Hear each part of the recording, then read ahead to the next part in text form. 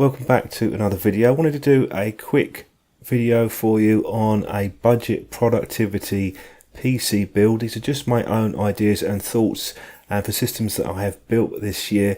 The idea being with the productivity is to maximize the amount of performance we can get at a minimal cost, but we want good performance. So we're looking at photos, video encoding, rendering, heavy processor intensive tasks. So I'll start it off with a case. We obviously need a case to build the computer, and I've used this one from Cooler Master for a few builds. It's quite a decent little case. It is fairly compact in size.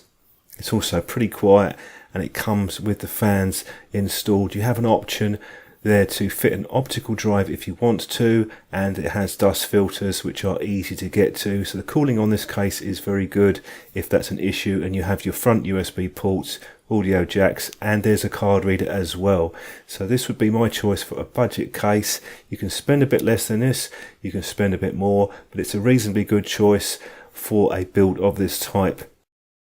Next up, we're on to the motherboard. Now this is the one area where I've made many mistakes in the past, is buying a high-end motherboard, and that has pushed up the build cost on a computer. And to be honest, I didn't use half the features on the board anyway, so it's really an unnecessary cost. So with this one, I'm going to go with the Gigabyte GAA320M S2H, bit of a mouthful, but this has an M2 slot as well for the SSD. You've got your USB 3 and 4 SATA ports, and it can take up to 32 gigabytes of RAM. For the power supply, I'm going to go with the Cooler Master Master Watt Lite. This comes in various different sizes of power. I have the 600 watt here. I'd recommend possibly like 400 or 500 watt. It's 80 plus rated. It's quite quiet as well, and you have a 3-year warranty. It really isn't worth buying a power supply less than this. This would be about the minimum that I would recommend. Onto the processor, we're going to go for a Ryzen 5. Make sure it's the 6-core 12-thread variant, because there are lower end ones which only have 4 cores and 8 threads. We need those extra threads and cores to get the maximum performance out of the computer. Be careful with newer chips with the boards, because they came out after the board's made. You'll need to flash the BIOS, so I would play it safe and just go for a 1600, but that's a choice which you can make, so do bear that in mind. Onto the memory now. Unfortunately, prices are still quite expensive at the minute, and they haven't really come down a lot. So if you're going to upgrade later onto 16, you really want a minimum of 8 gigabytes for a PC of this type. Memory speed not so important. I've just picked Kingston. I've used them and not had any problems. Onto the solid state drive.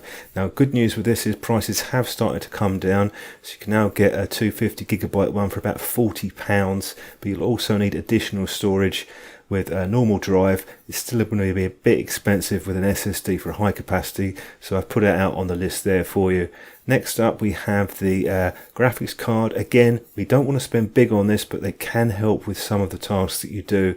So either go for a second-hand 750 Ti or 750 or a GT 1030. Then really it's just a case of putting everything together, which doesn't really take that long, and it isn't difficult at all. There's plenty of guides on how to do this. I'm really just laying out the components that I've used, and this case is quite a good case to work in, though it isn't the best for cable management. It's not really going to matter if you're reasonably tidy. So once you've got it all put together, you can go in there and start tweaking around with your BIOS settings. I'm not going to do an in-depth tutorial on this. It's really just to give you an idea of a component build list. So my overall build cost on this particular PC is around about the £500 mark. Once you add in extras like the operating system and a DVD drive, if you want one, you don't have to have one. It's going to go up a little bit, but I'm pretty close to my £500 mark. And if you start looking around at shop PCs, either things like PC World or Argos, I can't get a PC with this performance at that price, and you generally don't get a fast enough processor. You might get an i3 or the AMD cheaper processors, whereas with this one we're really going for a high performance processor. Here's some of my money saving tips and mistakes that I've made over the years, which hopefully is going to be of some use to you if you're trying to build a PC in a reasonable budget that can get work done.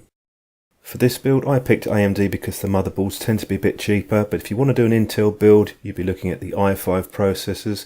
Comparing this to older computers that I've built and used, I upgraded from FX6 processors on a couple of these builds. There is a very significant difference.